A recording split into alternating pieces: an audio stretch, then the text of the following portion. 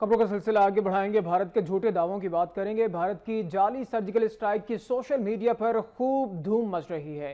नाम निहाद surgical operation से मुतालिक फनी और मजा से भरपूर तस्वीर इंटरनेट पर धड़ाधड़ शेयर की जा रही हैं। आइए आपको भी दिखाते हैं। सोशल मीडिया भी इन दिनों भारत की जाली सर्जिकल स्ट्राइक से खूब छेड़छाड़ कर रहा है और इससे मुतालिक फनी तस्वीर भी शेयर की जा रही हैं। इस तस्वीर को किसी फिल्मी पोस्टर की तरह बनाया गया है, जिसमें मोदी ने भारतीय डीजीएमओ को अपने कंधों पर उठाया है। इस फिल्म का नाम अजब स्ट्राइक्स की गजब कहानी रखा हुआ है, जबकि दूसरी तस्वीर में मोदी को सर्जिकल स्ट्राइक से पहले और बाद में दिखाया हुआ है।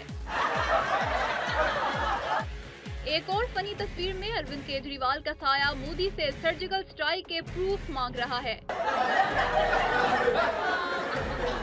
एक दिलचस्प तस्वीर में भारतीय फौज डायरेक्टर्स के साथ झूठ को सच में बदलने के लिए सर्जिकल स्ट्राइक की शूटिंग कर रही है। एक तस्वीर में भारतीय वजीर आजम मोदी अपनी जगह खुद ही बैठे हैं, यानी अपनी राय को सब पर थोप रहे हैं, जबकि पीछे कोने में एक नाम निहाद भारतीय एंकर अर्नब गोस्वामी भी मोदी के काफिले में शामिल है। इन तमाम तस्वीर को सोशल मीडिया पर खूब पजीराई मिल रही है और भारत के झूठ का मजाक उड़ाया जा रहा है। पाकिस्तानी हाई कमिश्नर अब्दुल बासित का यह कहना है कि एलओसी पर फायरिंग को सर्जिकल स्ट्राइक करार देना मुज़हिका खेज है। ऐसा होता तो पाकिस्तान फौरी जवाब देता। बुरहान वानी के जनाजे में हजारों कश्मीरियों का आना उनकी जदोजहद आज़ादी की गवाही है। कश्मीर पर पाकिस्तान की पॉलिसी कभी तब्दील नहीं होगी।